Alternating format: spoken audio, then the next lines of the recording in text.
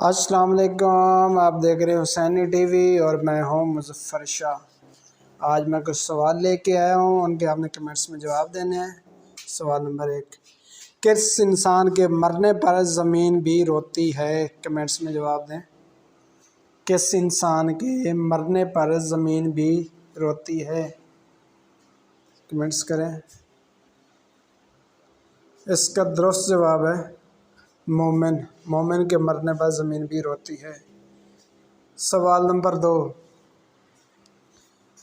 नया सूट किस दिन पहनना ज़्यादा अफजल है?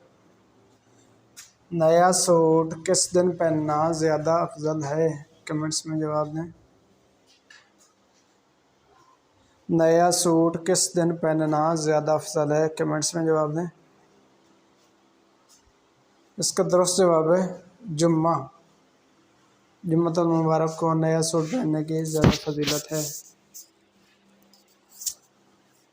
सवाल नंबर 3, कौन सा बदबख्त है जिसने सबसे पहले ग़ीबत की? कौन सा बदबख्त है जिसने सबसे पहले ग़ीबत की? कमेंट्स में जवाब दें।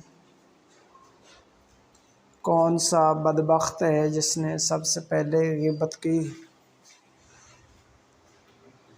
इसका दुरुस्त जवाब है इब्लीस।